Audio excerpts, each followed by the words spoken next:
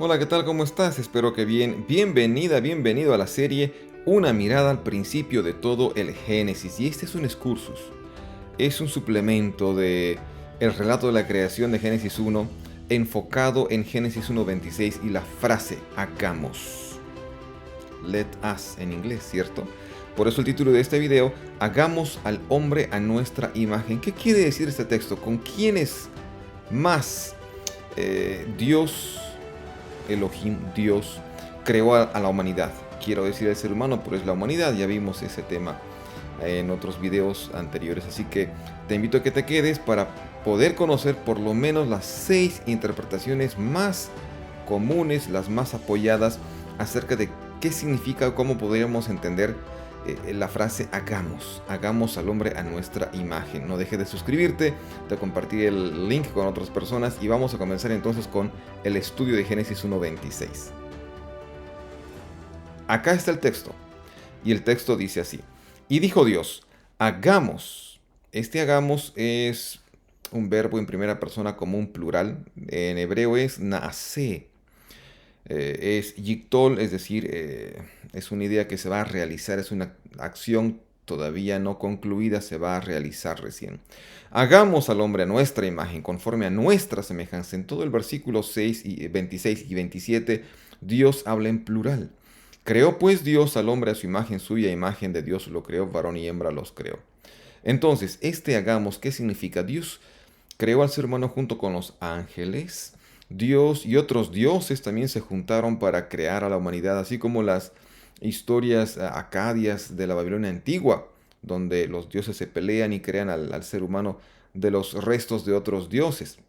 ¿Cómo es este asunto? Mira, la teología, el estudio de los teólogos eruditos a lo largo del tiempo han propuesto por lo menos 6 posibilidades de interpretación para entender este versículo 26 de Génesis 1 de forma histórica y gramatical. Entonces quiero presentarte ahora estas 6 posibilidades de interpretación. La primera sería la siguiente. Génesis 1:26 y la frase hagamos es una interpretación mitológica. Para muchos teólogos, la creación, el relato del Génesis no es otra cosa que una historia prestada de los babilonios, de los acadios, de esa, eh, de ese mundo o sociedad sumeria, 2000, 3000 antes de Cristo, por lo menos. eh, el segundo milenio antes de Cristo más que todo, ¿no es cierto? Entonces, el nosotros o el hagamos se refiere a otros dioses, según esta interpretación mitológica, ¿no? Según ellos, este Génesis 1:26 es un relato prestado de la mitología antigua que apoya la idea de panteón de dioses paganos. Entonces, como ves en la imagen de la pantalla, acá esta imagen donde se ven dioses, parece que luchando y trabajando ahí. Dicen algunos teólogos críticos de las escrituras que la historia de la creación en la Biblia es un arreglo de las historias, de las leyendas, de las epopeyas de los babilonios antiguos, los acadios. Y bueno, de la gente del antiguo cercano oriente. No es real, es mitología, y fueron varios dioses los que crearon a la humanidad. Según esta interpretación, que la verdad, según la Biblia, no tiene mucho apoyo.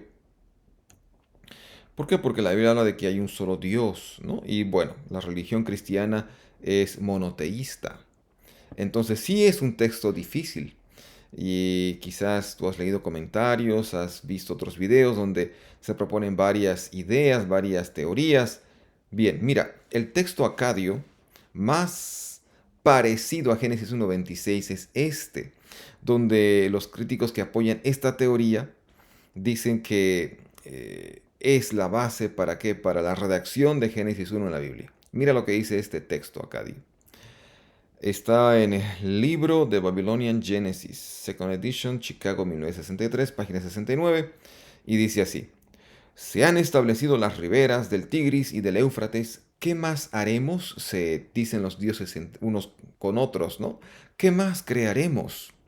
Más abajo en el texto dice: matemos a dioses lagma, a dos dioses lagma. Con su sangre creemos la humanidad. Entonces, este creemos la humanidad se parece mucho, dicen los críticos, ¿a qué? Hagamos al hombre, a la humanidad, a nuestra imagen. Y termina la cita así: el servicio de los dioses sea su porción para todos los tiempos. Y por eso las teorías de que el ser humano fue hecho para qué, para servir a los dioses, lo cual no tiene apoyo con la Biblia. Entonces, esta es una teoría, es una posibilidad, pero que no tiene apoyo en el resto de las escrituras. Porque Dios manda a ridiculizar, especialmente en el Éxodo, cuando Israel debe salir de Egipto, manda a ridiculizar con las plagas del Éxodo a los dioses de los egipcios, que son muchos. Y ningún dios pagano puede hacer algo. ¿Por qué? Porque existe un solo Dios. Avanzamos. Una segunda posible interpretación sería esta: que el hagamos de Génesis 1.26 se refiere a elementos de la tierra. Eso dicen algunos, especialmente algunos estudiosos judíos de la antigüedad, pero que hoy por hoy pues tiene muy poco apoyo esa teoría. Dios hablaba con la tierra, dicen ellos, o con los elementos terrestres. La frase a nuestra imagen se refería entonces a qué, a la semejanza del hombre tanto con Dios como con la tierra, porque el hombre fue hecho del polvo de la tierra, como dice Génesis 2.7. Entonces hallaban estos teólogos cierta, qué cosas, cierto trabajo, cierta acción en la tierra, pero sabemos que Dios no le da ningún elemento de vida a la tierra. Es cierto que Dios forma al hombre del polvo de la tierra, pero la tierra es materia, la tierra no tiene vida. Los animales tienen vida, ¿no? Y hasta las plantas y las aves y los peces, pero la tierra no tiene vida, así que no hay lógica en la Biblia para apoyar esta idea de que el hagamos significa pues Dios y la tierra.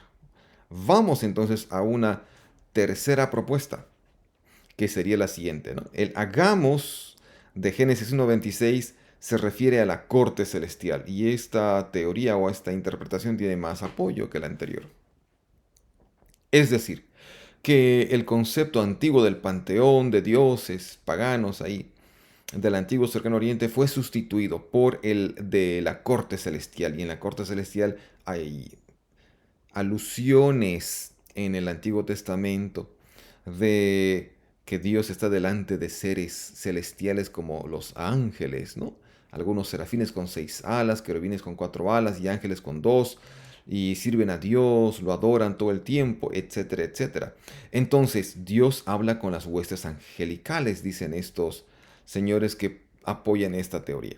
Los hijos de Dios, a quienes Dios habla, ¿no? Entonces, cuando Dios dijo en Génesis 1.26, hagamos al hombre a nuestra imagen, no está hablando con otros dioses, está simplemente hablando, conversando, comunicando, dicen ellos, comunicando a los seres celestiales de que hay que hacer al ser humano, ¿no? Hagamos.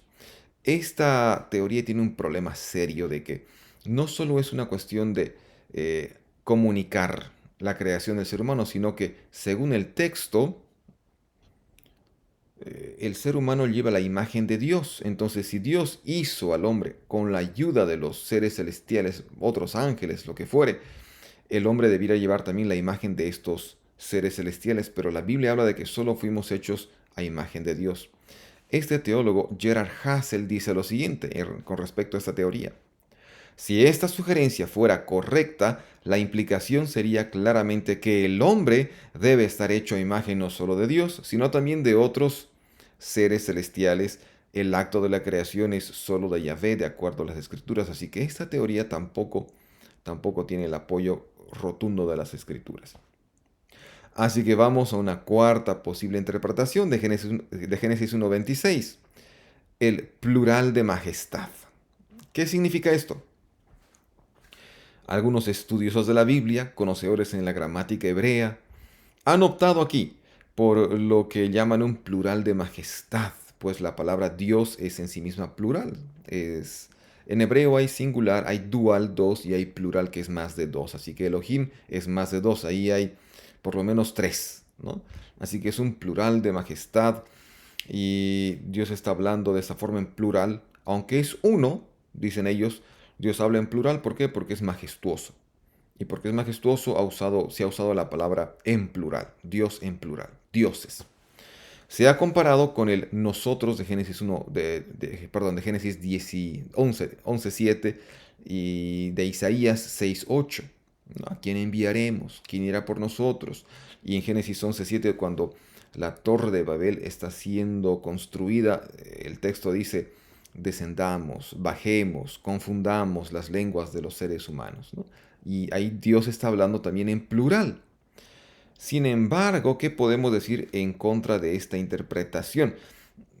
Quizás me refiero eh, a esta cita de una gramática hebrea muy reconocida por Youn. Está en francés, en inglés, ahora en español también esta gramática de Muraoka, Youn. Y dice lo siguiente. Existe el plural de majestad con sustantivos en la Biblia, especialmente con la palabra Adonai, ¿no? Adón, Señor, Adonai, el Señor, eh, Señor, dos veces, por así decir, ¿no? Hay un plural de majestad, a veces se habla de la sabiduría como majestuosa, se usa plural para hablar de la sabiduría como si fuesen muchas, ¿no? Pero esos son sustantivos. Nunca el hebreo utiliza con verbos o pronombres un plural de majestad. Y la palabra acá es un verbo, el verbo hagamos. Así que no procede interpretar este verbo hagamos como un plural de majestad. Pensando de que Dios habla en plural, ¿por qué? Porque es majestuoso. Entonces, esta posición tampoco sería la más indicada. Nos quedan dos. Vamos a la quinta. La quinta interpretación posible sería de que este hagamos de Génesis 1.26 es un plural de deliberación. ¿Cómo así? Algunos dicen, y esta teoría también tiene apoyo, ¿no? Dicen, Dios está hablando consigo mismo, como hablamos a veces de manera coloquial en un lenguaje moderno, y decimos, a ver, veamos qué he visto hoy, ¿no? ¿Cómo voy al trabajo mañana? En autobús, caminando, o a veces respondemos de esta forma, ¿no?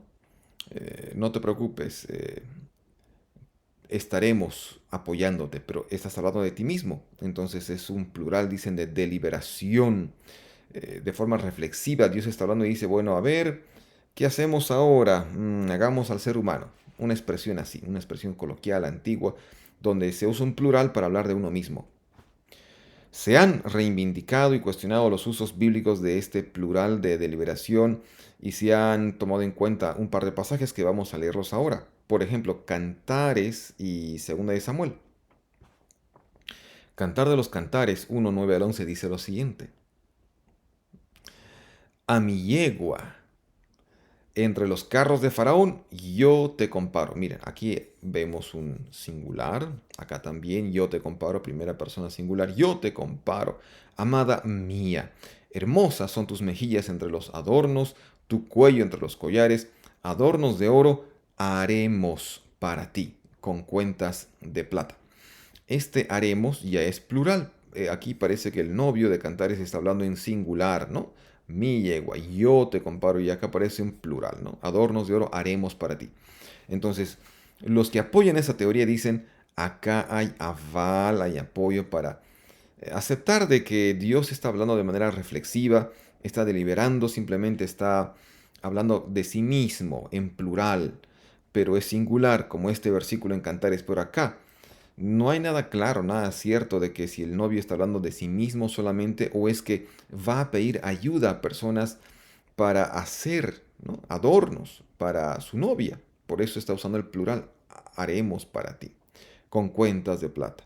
Hay otro versículo importante, interesante, que es 2 de Samuel 24:14, que dice así. Respondió David a Gad, estoy muy angustiado. Te ruego que nos dejes caer en manos del Señor porque grandes son sus misericordias, pero no caiga yo en manos de hombre. Mira, David está hablando aparentemente de él mismo en plural, ¿no? Te ruego que no os dejes caer en manos del Señor. ¿Le dice a quién? Le dice a Gad. a un personaje. Y más abajo simplemente vuelve a usar el singular, ¿no? Pero no caiga yo en manos de hombre. Y hay otra aparente prueba de que el hebreo contempla que a veces una persona habla en singular y luego en plural.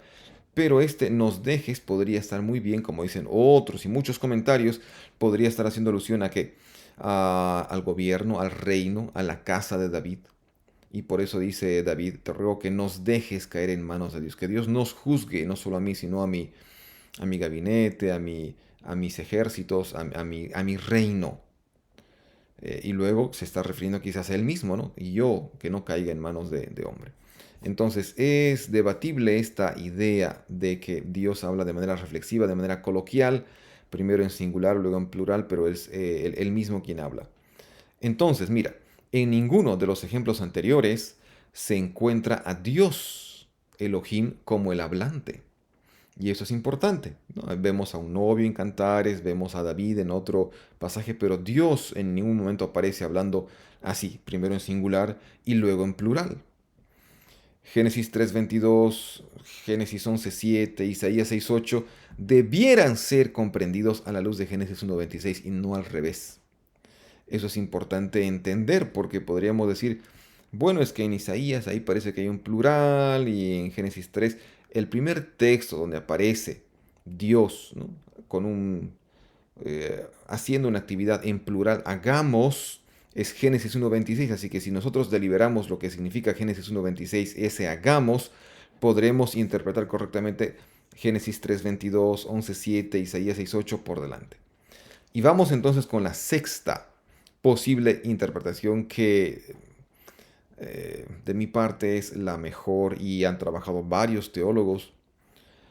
Un teólogo apellidado Clines y más que todo el teólogo Gerard Hassel ya hace décadas propuso esta idea y hay comentarios como el Nicots, ¿no? New International Commentary of the Old Testament, que también proponen que esa es la mejor respuesta y mejor interpretación a la frase hagamos al hombre a nuestra imagen. Plural de plenitud. Plural de plenitud en la deidad. Cuando digo deidad me refiero a la divinidad, a Dios que es divino. Entonces, este plural supone que existe en el ser divino la distinción de personalidades, una pluralidad dentro de la deidad. Por eso Dios dice, hagamos. Él no está hablando con inferiores, no está hablando con la tierra, no está hablando de manera majestuosa, no está hablando con ángeles. Los ángeles son creados. El hombre lleva la imagen de Dios, así que aparentemente en el texto de Génesis 1:26 lo que Dios está haciendo es conversar, hablar con seres de su misma esencia, seres divinos.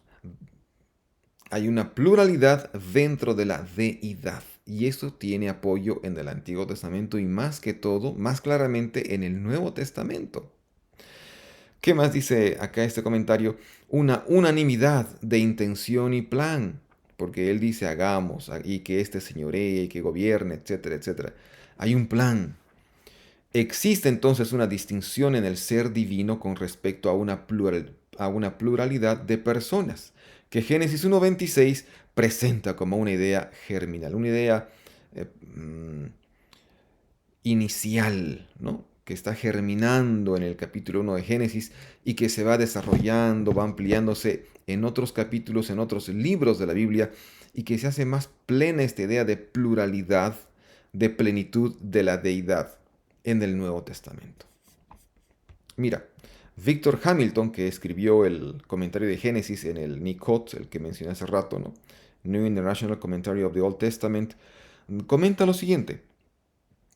Él dice así: lo que a menudo tachamos alegremente de ajeno al pensamiento del Antiguo Testamento, y con eso hace referencia de que muchos teólogos, muchas personas dicen, bueno, no hay esa idea de Trinidad en el Antiguo Testamento, no, no hay algo explícito, y es cierto, no hay algo explícito, no hay un versículo explícito, pero él dice, ¿no? Lo que creemos que es ajeno al pensamiento del Antiguo Testamento puede que no sea nada de eso. Es cierto que el concepto de Trinidad puede no estar grabado en cada página de las escrituras, pero aquí y allá se dejan caer tentadores indicios y pistas, y tales indicios esperan su plena comprensión en el momento oportuno, como dice Gálatas 4:4, que en su cumplimiento, ¿no? Bueno, Dios envió a Cristo y la gente conoció mejor el plan de salvación, etcétera, etcétera. Entonces, lo que Víctor Hamilton dice acerca de Génesis 1:26 y la interpretación de hagamos como un plural de plenitud es que esta es una pista, es un indicio de que hay una pluralidad en la divinidad. De este modo, la frase hagamos, mediante su plural de plenitud, expresa una deliberación intradivina entre personas dentro del ser divino, dentro de la deidad o divinidad, es decir, en la divinidad. En ese Elohim, en ese Dios, existen por lo menos más de una persona divina y Dios está hablando con otro ser divino y quizás con un tercero más, diciendo hagamos al ser humano a nuestra imagen, ¿no?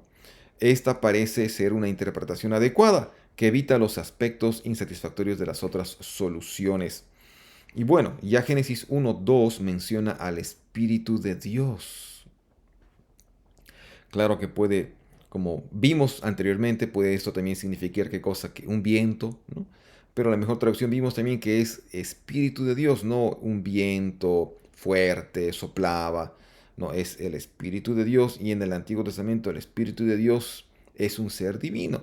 Claro que Génesis 1:26 no está dándole nombre y apellido a los componentes de esta deidad plural, no. Es decir, bueno, permíteme leer más bien esto.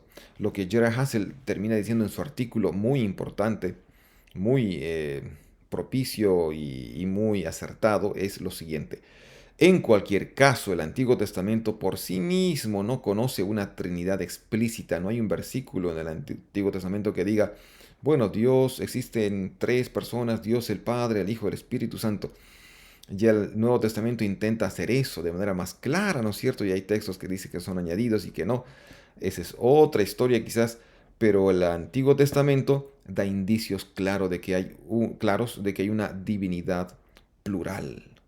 Y el primer texto es Génesis 1:26, dice Gerard Hassel. Aunque muchos consideran que el pasaje anterior contiene indicios, ahí está, ¿no?, velados en esa dirección.